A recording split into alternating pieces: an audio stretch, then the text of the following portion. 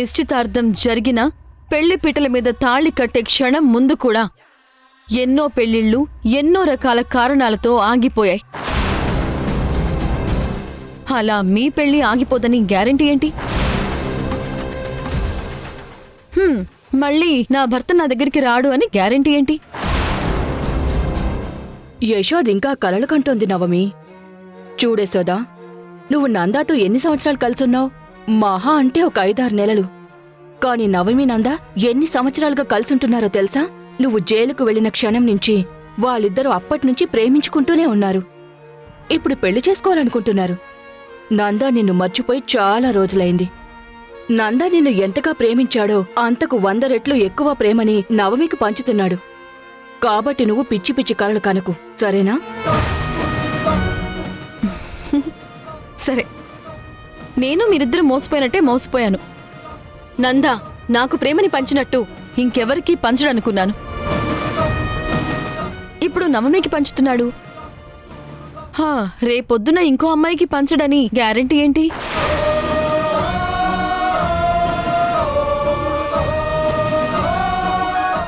నువ్వు దాక్షాయిని అత్తయ్య మీరంతా కలిసి నందా మనసు మార్చారు.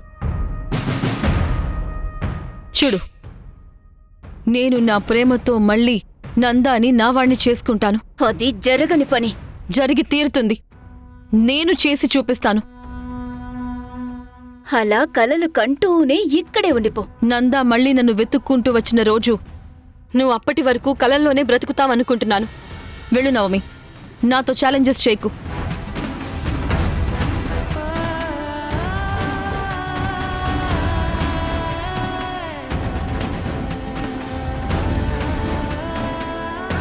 పదండి.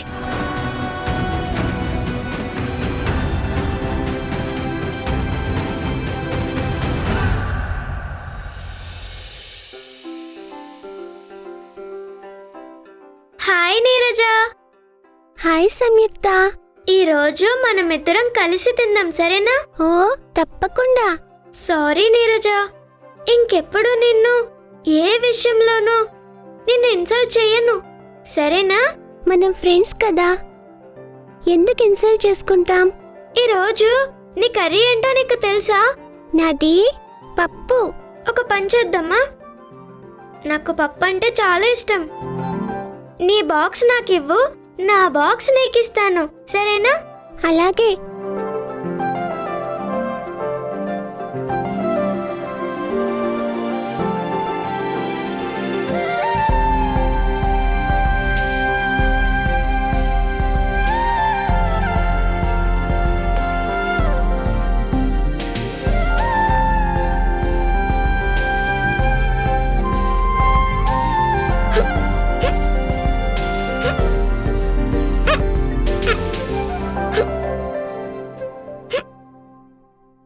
అమ్మో, టైగర్ వస్తుంది. టైగరా? టైగర్ ఎక్కడ రాలేదు కదా? చూసావా, నీకెక్కలు ఆగిపోయాయి. అవును నిజమే, టైగర్ రాలేదు. నేనే అబద్ధం చెప్పాను. ఎందుకంటే ఎక్కలు ఆగకపోతే ఎదుటి వాళ్ళని భయపెట్టాలంట. ఆ భయంతో ఎక్కలు ఆగిపోతాయి. నేను చిన్నప్పటి నుంచి ఇలాగే ట్రై చేస్తాను, మా అమ్మ చెప్పింది. నిజంగా నీరజకి తెలివితేటలే కాదు, సమయస్ఫూర్తి కూడా చాలా ఎక్కువ. నీకు చాలా తెలివుంది. నీకింకా ఇలాంటి విషయాలు ఏం తెలుసు? ఇలాంటివి అంటే మీకు విషయం తెలుసా? చిన్నపిల్లలుంటారు కదా, పుట్టిన పిల్లలు. వాళ్ళు ఎప్పుడూ ఏడుస్తూ ఉన్నప్పుడు వాళ్ళకి చేయి నొప్పో కాళ్ళు నొప్పో చెప్పలేరు కదా. అలా ఏడుస్తూ ఉన్న వాళ్ళ ఏడుపు ఆపాలంటే వాళ్ళ తల మీద చిన్న దారం ముక్క లాంటిది పెట్టాలంట. ఆ దారం ముక్క లాంటిది పెడితే ఏమవుతుంది? వెంటనే పిల్లలు ఏడుపు ఆపేస్తారు, నొప్పి కూడా తగ్గిపోతుంది. అలా ఎలా చేస్తారు? ఇదేదో మ్యాజిక్ లా ఉంది. ఇదొక రకమైన మ్యాజిక్. మా అమ్మ నాకు చిన్నప్పుడు ఇలాగే చేసేదంట. అవునా? అవును. మీరంతా ఏం చేస్తున్నారు? ఏం చేస్తున్నావు? నా కడుపు నిండిపోయింది. ఇక నాకు చాలు. అందుకే బాక్స్ క్లోజ్ చేస్తున్నాను. క్లోజ్ చేసిన రైస్ ని ఏం చేస్తారు? ఏం చేస్తాం? ఈవినింగ్ పనమ్మాయి వచ్చి బాక్స్ తీసేటప్పుడు అన్నాన్ని పడేస్తుంది. అయ్యో అవునా? అలా పడేయడం పాపం. అన్నాన్ని పరబ్రహ్మ స్వరూపం అంటారంట. అంటే అన్నం దేవుడితో సమానం. అలాంటప్పుడు అన్నాన్ని వేస్ట్ చేస్తే దేవుడు కోప్పడతాడంట. ఏదో ఒక సమయంలో మనం బాగా కష్టాల్లో ఉన్నప్పుడు మనకు అన్నం దొరకకుండా చేస్తాడంట. నువ్వు చెప్పింది నిజమా? అవును నిజం. అయితే మేము కూడా రైస్ వేస్ట్ చేయము. అందరం ఫుల్గా తింటాము.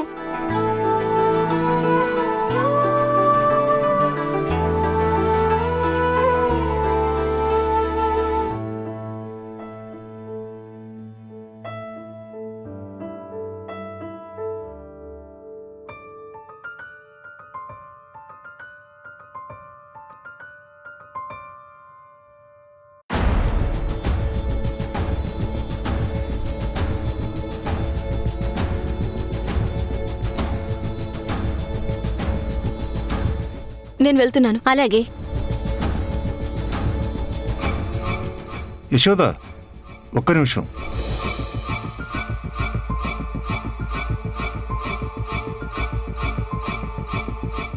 ఇదిగో నీ నెలవారీ జీతం.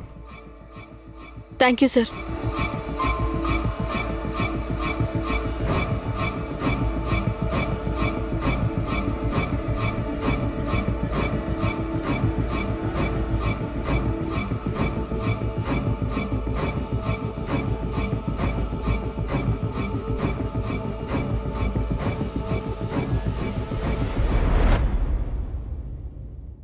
నా జీతం ఎంతో నాకు అందిస్తే చాలు సార్.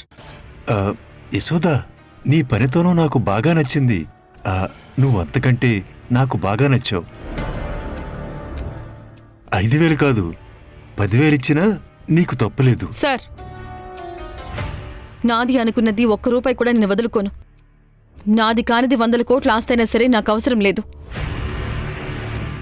కాబట్టి ఇంకెప్పుడు నాకు ఇవ్వాల్సిన దానికంటే ఎక్కువ డబ్బులు ఇవ్వడానికి ప్రయత్నించకండి. దయచేసి నన్ను ఇబ్బంది పెట్టకండి. ఇప్పటికే ఇక్కడ మీ మీద ఎవరికీ సదభిప్రాయం లేదు. పెళ్ళాం పిల్లలు కలవారు మీరు. అనవసరంగా మీ పరువు పోగొట్టుకోకండి. నా కష్ట సమయంలో నాకు పనిచ్చారు కాబట్టి నేనింత గౌరవంగా మీకు ఈ మాటలు చెప్తున్నాను. వేరే వాళ్ళైతే వేరేలా సమాధానం చెప్పేదాన్ని. అది కాదు యశోద, మీ పిల్లల ఫీజుకి వాటికి ఉపయోగపడతాయి కదా. అవసరం లేదు సార్. ఉన్న దాంట్లో బ్రతకడం మాకు తెలుసు. యశోద,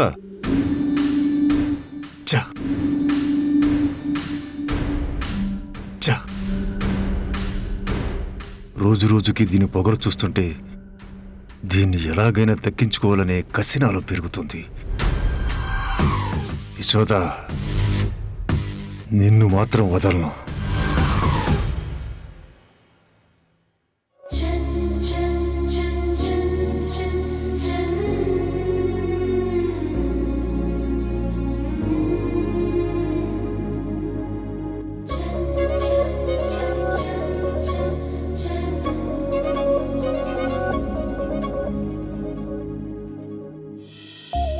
దీని వయసులో పిల్లలందరూ ఎప్పుడూ అల్లరి చేస్తూ ఆడుకుంటూ ఉంటారు, లేదా ఫోన్స్ చూస్తూ టీవీలో కార్టూన్స్ చూస్తూ ఉంటారు. కానీ ఇదేమో స్కూల్కెళ్ళి స్కూల్ నుంచి వాళ్ళమ్మ డ్యూటీ అయిపోయే వరకు గుడిలో ఉండి బుద్ధిగా చదువుకుంటుంది. దీన్ని వీళ్ళమ్మ చాలా సంస్కారంగా పెంచుతుంది. దీనికి వాళ్ళ అమ్మా నాన్నల్లో ఎవరి పోలికలు ఎవరి సంస్కారం వచ్చాయో తెలీదు కాని ఇలాంటి మనవరాలు నాక్కూడా ఉంటే బావుంటుంది. ఇంత చక్కగా పెంచిన వీళ్ళమ్మని ఈరోజు ఎలాగైనా చూడాలి, మాట్లాడాలి. గుడ్ ఈవినింగ్ బుడతా. ఇప్పటి వరకు నేను నీకోసమే ఎదురు చూశాను యాని. నువ్వు రాకపోయేసరికి ఇంక రావేమో అనుకుని మళ్ళీ బుక్స్ ఓపెన్ చేసి చదువుకుంటున్నాను. అవునా? అవును. ఇదిగో బుడతా, మరి బుక్స్ ఎందుకు క్లోజ్ చేస్తున్నావు? చదువుకో. ఇవన్నీ నాకు ఒక్కసారి చదివితే వచ్చేస్తాయి. నువ్వు వెళ్ళాక ఒక 10 నిమిషాలు చదువుకుంటే చాలు. నువ్వు చదువుల తల్లివా? కాదు, నేను నీరజని మాత్రమే. అవును, మీ అమ్మ ఏ పని చేస్తుందన్నావు? మా అమ్మేమో మిషన్ కుడుతుంది, మా నాన్నేమో దుబాయ్లో ఉంటాడని నీకు చెప్పాను కదా యాని. అవును కదా, మర్చిపోయాను. అవును, నీకు నానమ్మ, తాతయ్య, అమ్మమ్మ, తాతయ్య ఉన్నారా? నానమ్మ తాతయ్య ఉన్నారు, కానీ వాళ్ళు కూడా మా నాన్నతో పాటు దుబాయ్లోనే ఉంటున్నారు.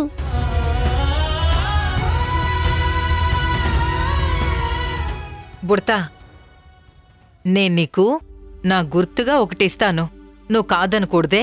ఏంటి యాని అది? ఇదిగో ఒక్క నిమిషం, కారులో మర్చిపోయాను, తీసుకొస్తాను. అలాగే.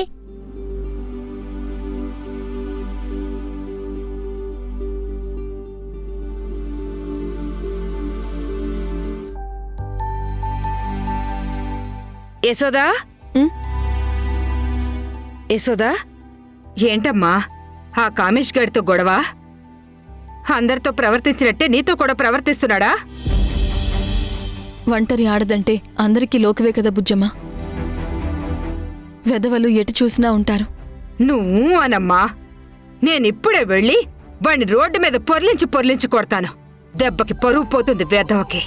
వద్దులే బుజ్జమ్మ, అతనికి భార్య పిల్లలున్నారు. వాళ్ళ నాన్న మంచివాడు కాదు అని తెలిస్తే పిల్లలు బాధపడతారు. తన భర్త వేరే వాళ్లతో అసభ్యంగా ప్రవర్తిస్తున్నాడని తెలిస్తే ఆవిడ కూడా బాధపడుతుంది. దీన్నిక్కడితో వదిలేసి ఏదో ఒక రోజు నేను అతనికి చెప్పాల్సిన విధంగా బుద్ధొచ్చేలా చెప్తాను. బుజ్జమ్మ, ఇందాక నవమి వచ్చింది. నందాకి నవమికి ఈ నెల 28వ తేదీన నిశ్చితార్థం కుదిరిందంట. త్వరలోనే పెళ్లి కూడా జరగబోతోందంట. ఆ విషయం నాకు చెప్పి నన్ను రెచ్చగొట్టాలని చూసింది నవమి. లాగి పెట్టి 2 కొట్టాల్సిందమ్మా. నా మొగుడికి పెళ్లి చేయడానికి నువ్వెవత్తువే అని. మన బంగారం మంచిదైతే ఎదుటి వాళ్ళని అనాల్సిన అవసరం లేదు కదా బుజ్జమ్మ. అలా అని నందాబాబుని ఆ నవమి గద్దలా ఎగరేసుకుని వెళ్తుంటే చూస్తూ ఊరుకుంటావా నువ్వు? నువ్వు మౌనంగా ఉంటూ వాళ్లకు దూరంగా ఉండటం వల్లే అంతలా రెచ్చిపోతున్నారు వాళ్ళు. పదమ్మా, మనం నందుబాబు ఇంటికి వెళ్ళి గొడవ చేద్దాం. వద్దు బుజ్జమ్మ, ఇప్పుడు మనం వెళ్ళి గొడవ చేస్తే వాళ్ళు కోపంగా మాట్లాడతారు. నా మీద నందా ఇంకా ద్వేషం పెంచుకుంటాడు. దానివల్ల నాకు గాని నా బిడ్డకు గాని కొంచెం కూడా ఉపయోగం ఉండదు. మరి ఏం చేద్దాం అనుకుంటున్నావమ్మా? లాయర్ నోటీస్ పంపిస్తే ఎలా ఉంటుందని ఆలోచిస్తున్నాను. మంచి ఆలోచనే కదా. దానికి ఆలోచించడం ఏముంది? వెంటనే ఆ పని చేసేయకూడదు. చేస్తాను బుజ్జమ్మ, కానీ ఈలోపు పాపకి నందాకి DNA టెస్ట్ చేయించమని నిలదీస్తాను. నిజానిజాలేంటో అప్పుడైనా బయటపడతాయి. నందా నిజమేంటో తెలుసుకుంటాడు. తను ఇన్ని రోజులు ఎంత పెద్ద తప్పు చేశాడో తనకు అర్థం అవుతుంది. DNA టెస్టా? మరి బాబుగారు ఒప్పుకుంటారా అమ్మా? ఒప్పుకోవాలనుకుంటున్నాను. సరే పద.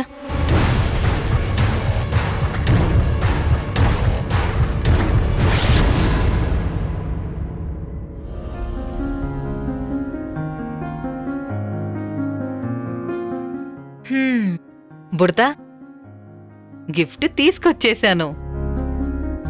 టట్టడాయ్. హాయ్. ఇదిగో, ఇది నీకోసమే కొన్నాను, తీసుకో. చాలా బాగున్నాయాని.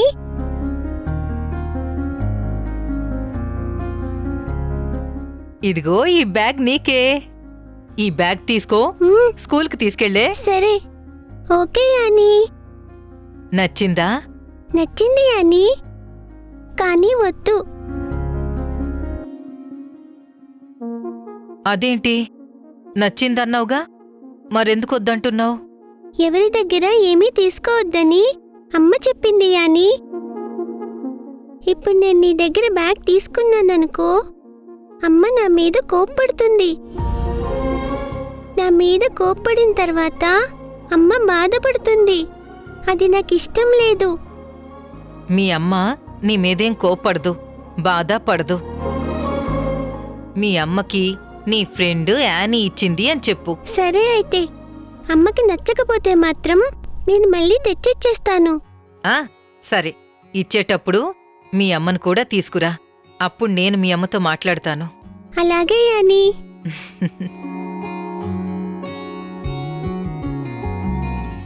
ఏంటి అలా చూస్తున్నావు? యానీ, ఆ కారు మీదేనా యానీ? అవును, నాదే. నేనే ఆ కారులో వచ్చాను. అంటే నువ్వు కారు కూడా నడుపుతావా యానీ? అవును. ఎందుకలా అడుగుతున్నావు? ఏం లేదు, ఊరికే అడిగాను. నువ్వు కారు ఎక్కావా బుడతా? మ్మ్. ఎక్కలేదు యానీ. మా నాన్న ఊరి నుంచి వచ్చిన తర్వాత నేను మా నాన్నని అడిగి పెద్ద కారు కొనుక్కుంటాను, అందులో ఎక్కుతాను. అవునా? అంటే నీకు కారు ఇష్టం అన్నమాట. అవును యానీ, నాకు చాలా ఇష్టం. సరే పద, మనం కారులో అలా షికారుకెళ్ళేసొద్దాం. వద్దులే యానీ, నేను మా నాన్న వచ్చాక ఎక్కుతాలే. అంతేలే, నీకు మీ నాన్నే ఎక్కువ. ఈ ఫ్రెండుని నువ్వు ఫ్రెండ్ లాగానే చూడట్లేదు, అంతే కదా? అయ్యో, అదేం లేదు యానీ. మరి నిజంగా నేను నీ ఫ్రెండ్నే అనుకుంటే ఇప్పుడు నాతో పాటు మన కారులో షికారుకు రావాలి. అలా రాలేదనుకో, నువ్వు నన్ను ఫ్రెండ్గానే అనుకోవట్లేదని నేను అనుకుంటాను. అయ్యో దేవుడా, ఏంటి యానీ అలా అంటావ్? నువ్వు నా బెస్ట్ ఫ్రెండ్వి. సరే అయితే మనం వెళ్దామా? బ్యాగ్ తీసుకో. బ్యాగ్ ఎందుకే? నువ్వేమో పూజలో పడిపోతావు తాత. అప్పుడు పెద్ద గాలొచ్చి బుక్స్ పక్కకి పడిపోతే ఎవరైనా పిల్లలు వచ్చి నా బుక్స్తో ఆడుకుంటే ఇవన్నీ పాడైపోతాయి కదా, అందుకే తీసుకెళ్ళిపోతాను. ఆహా, సరే, ఒక పని చేద్దామా? నిన్నలా షికారుకి తీసుకెళ్ళి అలాగే మీ ఇంట్లోనే వదిలేస్తాను, సరేనా? మీ ఇల్లెక్కడా? ఇక్కడే కొంచెం దూరమే, నడుచుకుంటూ వెళ్ళిపోవచ్చు.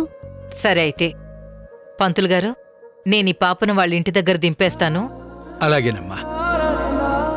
బుడతా, పదం, మనం వెళ్దాం.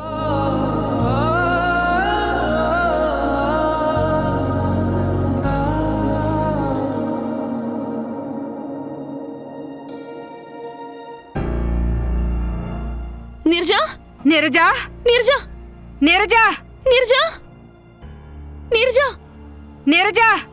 నిర్జా! అదేంటి బుజ్జమ్మ, పాప ఎక్కడ కనిపించట్లేదు?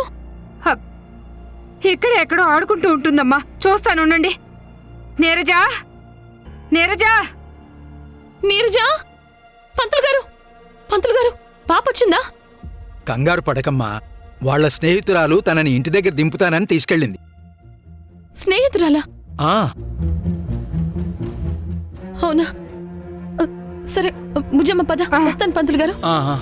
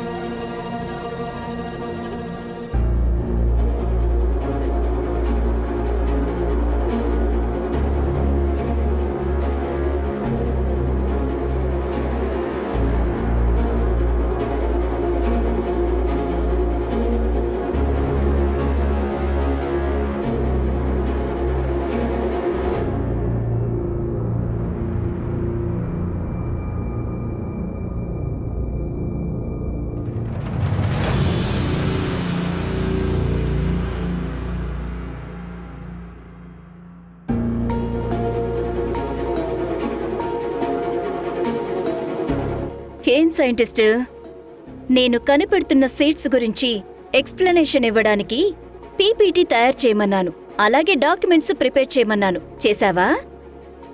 నువ్వు కనిపెట్టిన దానికి కాదు, నేను కనిపెట్టిన దానికైతే రెడీ చేశాను.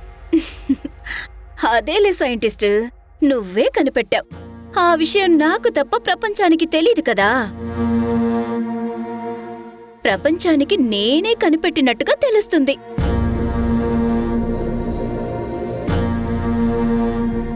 నవమి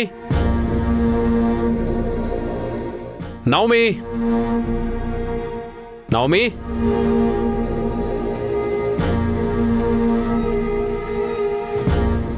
నంద వాయిస్ లాగుంది. అయ్యుండదులే, తను చెప్పకుండా ఇంటికెందుకొస్తాడు? సైంటిస్టు, ఆ పెన్ డ్రైవ్ ఇవ్వు. ఇవ్వు.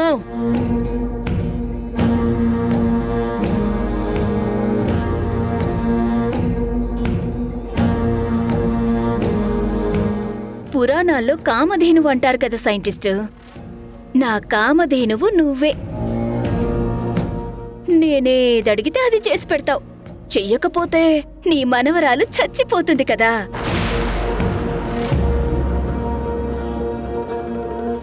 నవమి ఎక్కడికి వెళ్ళుంటుంది?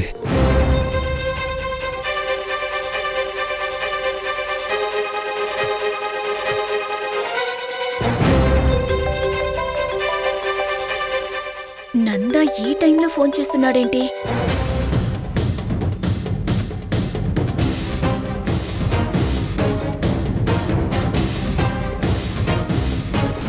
యశోద కూతురికి నా శాంపుల్తో డిఎన్ఏ టెస్ట్ చేయిస్తే యశోద కూతురు నా కూతురు కాదని తెలిసిపోతుంది. మా నాన్న కూడా రిజల్ట్ చూసి ఖచ్చితంగా మన పెళ్లి ఒప్పుకుంటాడు. డిఎన్ఏ టెస్ట్ లో ఖచ్చితంగా నందా కూతురు ఆ పాపే అని తేలుతుంది. ఎన్నిసార్లు చెప్పానికి ఈ మాట? ఎందుకు మాట విను? నిన్ను అమ్మా నేను నా శాంపుల్ అలాగే పాప శాంపుల్ ఇస్తున్నాను. నేను నమ్మిన నా ఫ్రెండ్సే డిఎన్ఏ టెస్ట్ చేయబోతున్నారు. ఏడవద్దమ్మా.